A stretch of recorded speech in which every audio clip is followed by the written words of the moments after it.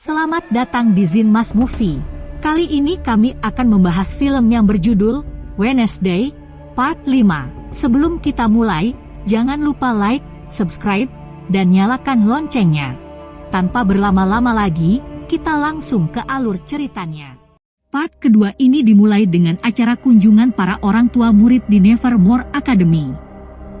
Para orang tua murid diundang untuk datang ke sekolah, menjenguk anak-anak mereka tak terkecuali dengan orang tua Wednesday, yaitu Morticia dan Gomez. Di acara pembukaan, Ibu Larissa mengumumkan bahwa Eugene masih selamat dan sekarang sedang mendapatkan perawatan.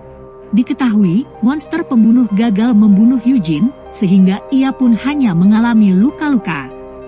Dalam pertemuan sesi terapi, Wednesday berusaha menggali informasi tentang catatan kejahatan ayahnya yang pernah membunuh seseorang bernama Gareth Gates. Morticia menjelaskan bahwa tuduhan itu tidak benar, karena Gomez sudah dinyatakan tidak bersalah. Wednesday tidak percaya dengan perkataan ibunya, dan ia bertekad akan membongkar apa yang sebenarnya terjadi. Di waktu yang sama, Bianca juga bertemu dengan ibunya. Terlihat bahwa Bianca dan ibunya memiliki hubungan yang buruk. Sejak awal Bianca masuk ke Nevermore, ibunya tidak pernah datang menjenguknya. Ia terlalu sibuk dengan komunitas Morning Song dan suami barunya. Bianca juga tidak suka ibunya sering menggunakan kekuatan siren untuk menguras kekayaan anggota Morning Song. Kini ibunya tiba-tiba mencarinya dengan alasan kekuatan sirennya sudah mulai melemah. Ia membutuhkan Bianca untuk meneruskan pekerjaannya. Ia tidak peduli sama sekali dengan perasaan Bianca, yang pasti, dalam beberapa waktu ke depan, Bianca harus segera keluar dari Nevermore. Setiap harinya, Wednesday rutin menjenguk Eugene. Sampai saat ini, ia masih merasa bersalah dan berpikir semua ini adalah salahnya. Di waktu yang sama, Sheriff Galvin mendapatkan laporan bunuh diri di dalam kamar jenazah. Saat itu penyelidikan sedikit terhambat karena CCTV di dalam ruangan tertutup oleh permen karet. Di dekat korban ditemukan sepucuk surat yang bertuliskan bahwa si korban merasa bersalah karena ia telah memalsukan laporan dalam kasus kematian Gerard. Tentu saja, hal itu sangatlah mencurigakan, seolah-olah si korban berusaha mengembalikan nama baik Gomez Adam. Karena hal itu, Sheriff Galvin pun langsung pergi ke Nevermore Academy dan menangkap Gomez Adam. Setelah penangkapan itu, Wednesday semakin gencar mencari tahu apa yang sebenarnya terjadi. Hingga akhirnya, ayahnya pun mau menceritakan semuanya. 32 tahun yang lalu, Gerard jatuh cinta pada Morticia. Lambat laun, perasaannya itu berubah menjadi obsesi. Morticia dan Gomez sempat melaporkannya pada polisi, namun keluarga Gerard yang kaya raya membungkam kenyataan itu. Ayahnya Gerard yang sangat membenci orang buangan, sangat marah ketika Morticia menuduh putra sematawayangnya. Hingga suatu malam, di acara pesta dansa, Gerard datang dengan amarah dan berniat membunuh Gomez. Gomez saat itu hanya bisa melawan untuk melindungi diri, hingga ia pun akhirnya terpaksa menusuk Gerard.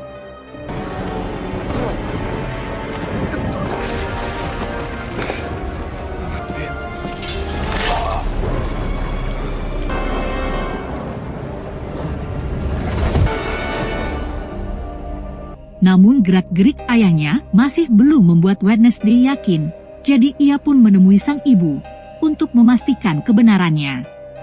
Ternyata malam itu bukan Gomez yang menusuk Gerard, melainkan Morticia. Malam itu ia bersaksi melihat Gerard sangat berbeda. Tubuhnya dikuasai amarah, dengan tatapan tajam, dan mulutnya sampai berbusa. Hal itulah yang membuat Morticia akhirnya terpaksa menusuk Gerard. Gomez yang melihat hal itu tidak ingin Morticia dihukum. Jadi ia pun mengambil pedang itu dan menyuruh Morticia untuk segera pergi. Setelah mendengar keseluruhan ceritanya, Wednesday langsung menyadari sesuatu. Ia dan ibunya kemudian menggali kuburan Gerard untuk memastikan dugaan mereka.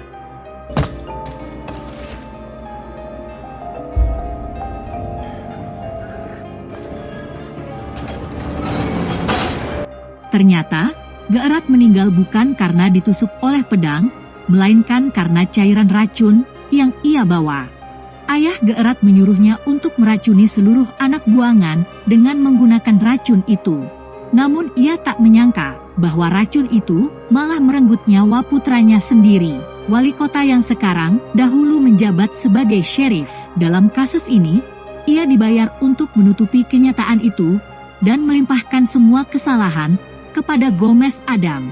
Dengan semua bukti itu, wali kota tidak bisa berkata apapun dan ia terpaksa membebaskan Gomez Adam. Saat mereka sedang menunggu pembebasan, Morticia bertanya, sejak kapan Wednesday mendapatkan kekuatan penglihatan? Ia pun menyadari bahwa kekuatan Wednesday jauh lebih besar dari miliknya.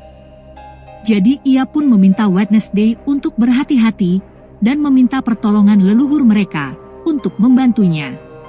Sudah selesai masalah keluarganya, kini Wednesday kembali mencari tahu tentang rahasia di balik kematian Rowan dan monster pembunuh.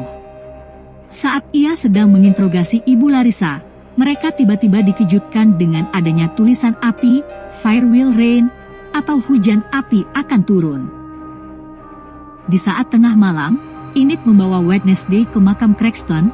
Ia dan teman-temannya ternyata sudah menyiapkan kejutan ulang tahun untuk Wednesday. Namun siapa sangka, Wednesday malah tidak memperdulikan teman-temannya. Ia terlalu sibuk dengan penyelidikan tentang tulisan hujan api yang ia temukan di tempat itu. Saat Wednesday menyentuh tulisan itu, ia pun mendapatkan penglihatan bertemu dengan Goody. Goody menunjukkan sebuah gerbang yang merupakan petunjuk untuk Wednesday. Keesokan harinya, Wednesday mendapatkan hadiah dari ayah dan ibunya berupa mayat tupai dan sebuah syal rajut berwarna hitam dari Enid. What's not to like about that?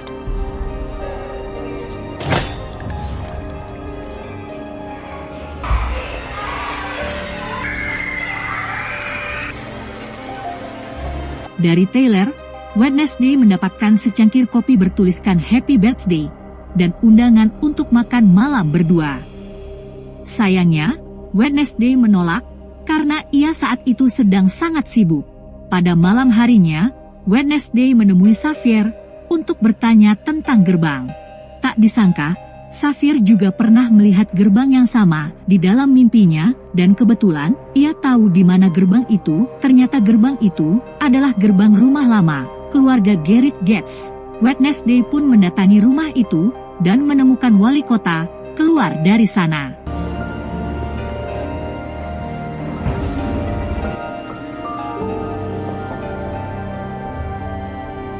Di luar, wali kota menelpon Sheriff Galpin dan mengatakan bahwa ia mungkin telah mengetahui dalang dibalik semua ini.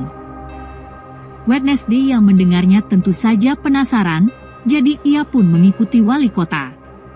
Saat wali kota menyeberangi jalan, ia pun ditabrak oleh sebuah mobil berkecepatan tinggi, hingga ia pun terbaring koma di rumah sakit.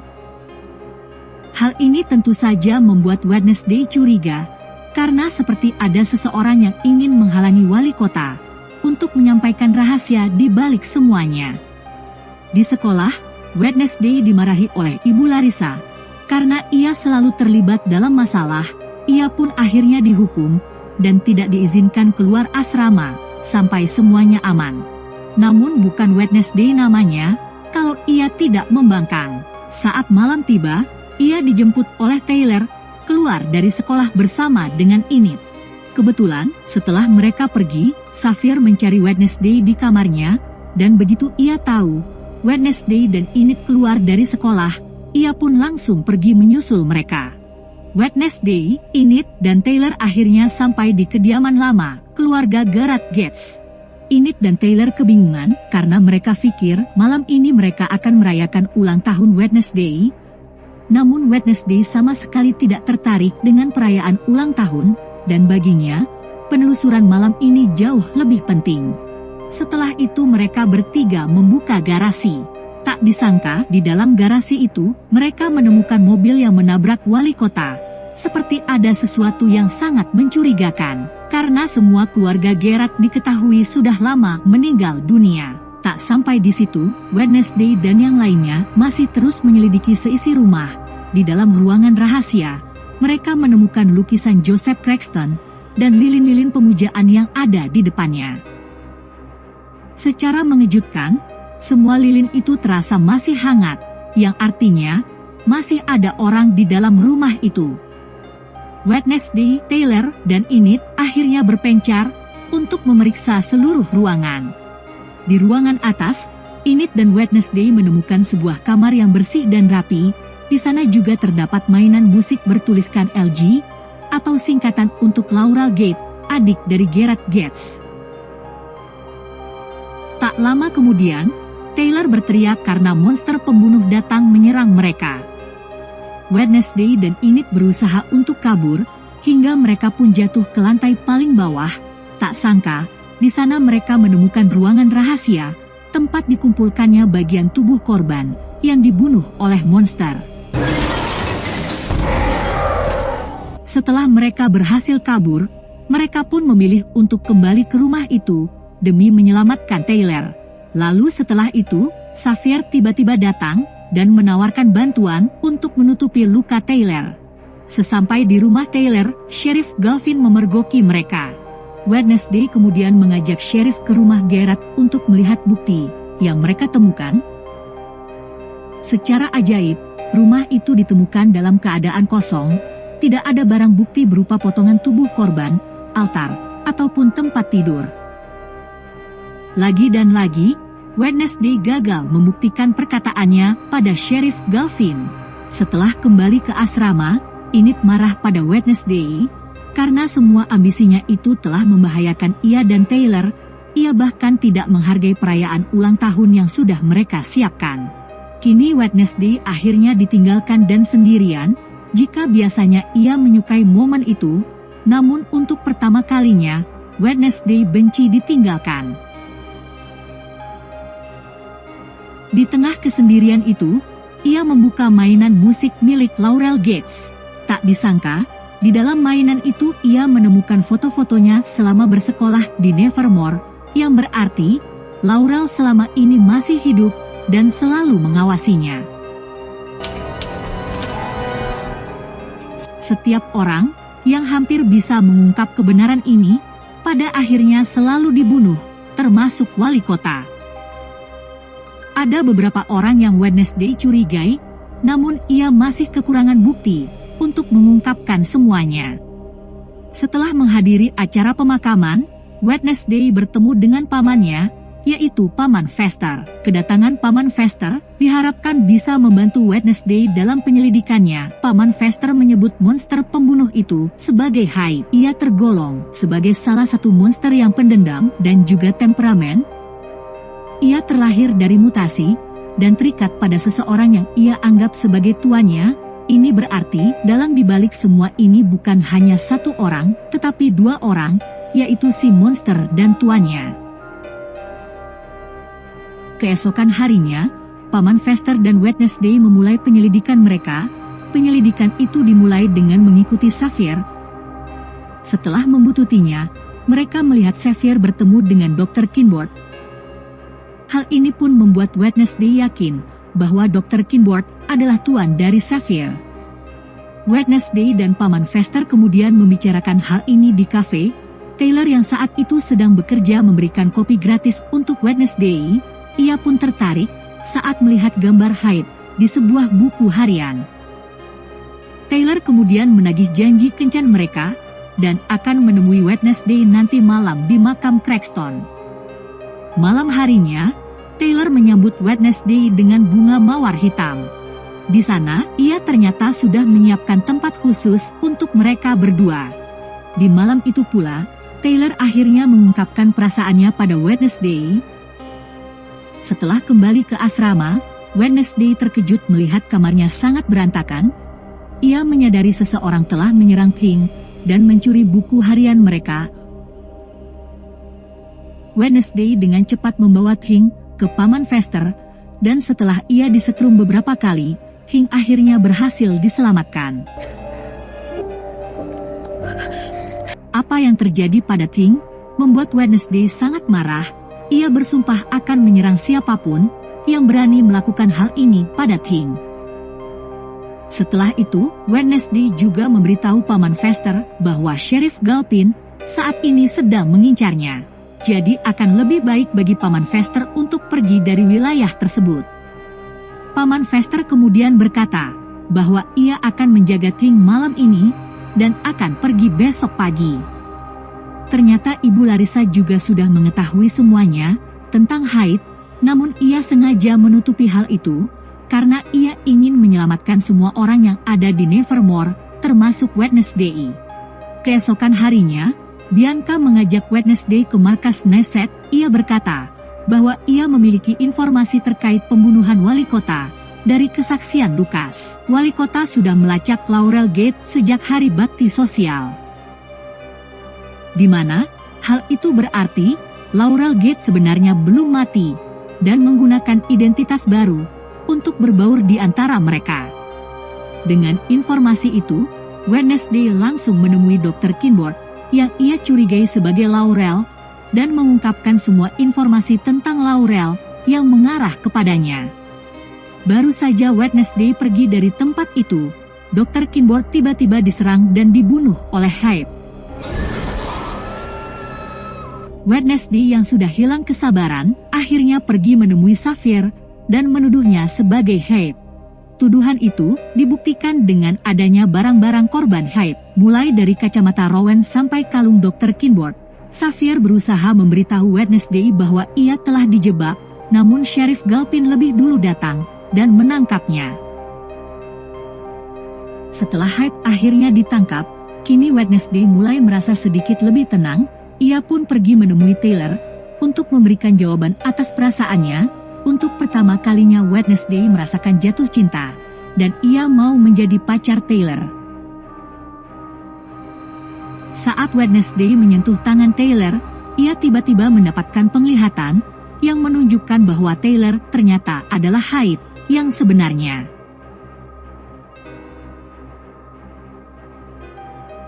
Keesokan malamnya, Wednesday dan teman-temannya langsung menangkap Taylor. Bianca menggunakan kekuatan siren untuk menghipnotisnya agar ia mau mengikuti mereka. Taylor kemudian diikat dengan rantai dan diinterogasi oleh Wednesday.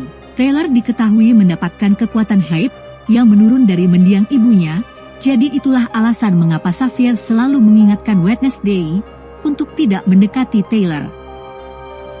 Saat Wednesday akan menyiksa Taylor, teman-temannya merasa ketakutan, jadi mereka pun memilih untuk tidak ikut campur.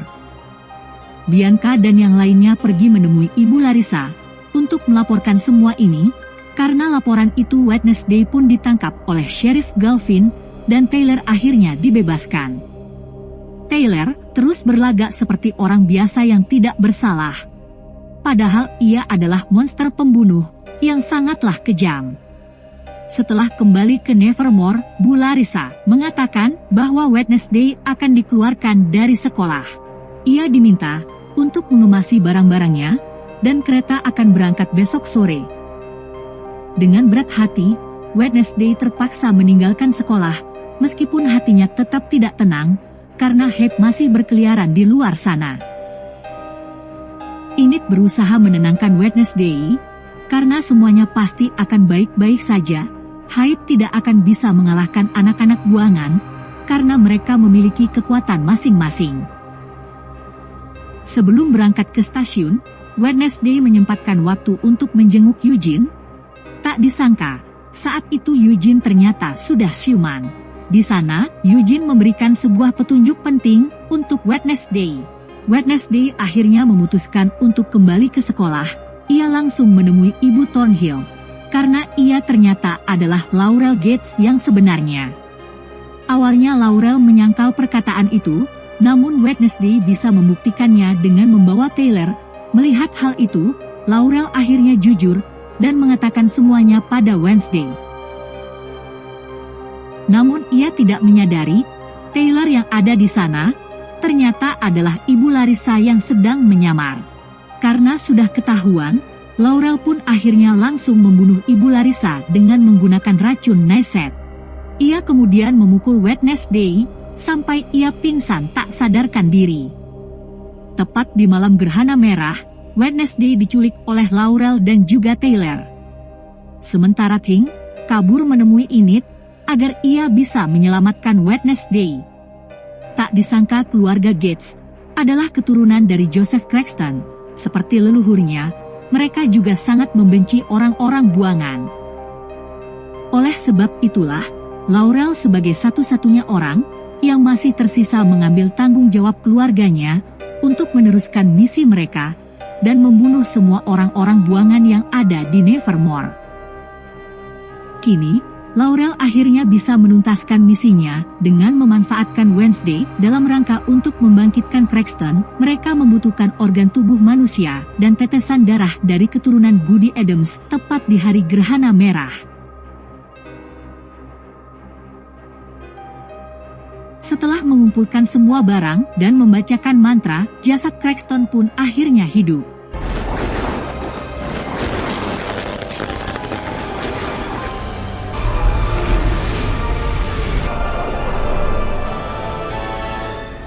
Cranston lalu membunuh Wednesday dan pergi ke sekolah Nevermore bersama Laurel.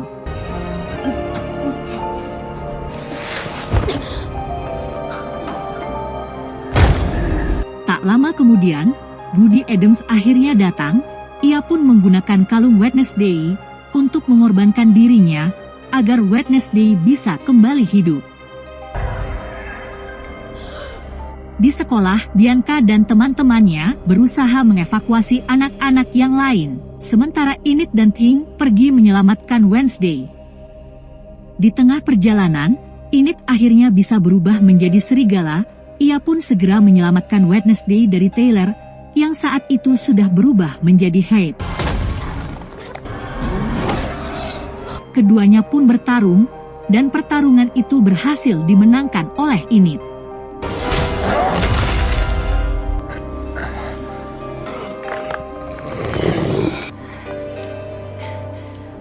Sesampai di sekolah, Wednesday langsung berhadapan dengan Cranston.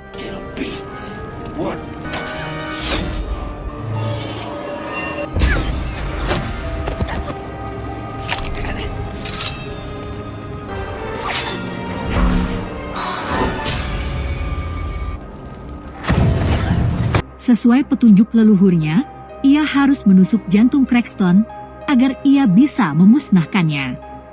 Beruntung, dengan bantuan Bianca, ia pun berhasil melakukan hal itu.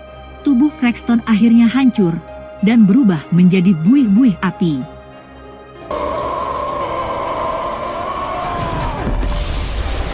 Tak lama kemudian, Laurel pun datang sambil menodongkan pistol ke arah Wednesday. Namun sebelum hal itu terjadi, Eugene datang membawa semua lebahnya untuk menyerbu Laurel. Setelah semua kejadian itu, Taylor akhirnya ditangkap oleh pihak kepolisian, dan anak-anak buangan kembali menjalani kehidupan mereka seperti biasa. Meskipun semuanya kini telah selesai, namun Wednesday masih belum puas, karena masih ada banyak pertanyaan di kepalanya yang belum terjawab, dan film pun akhirnya selesai. Welcome to the 21st century, Adams.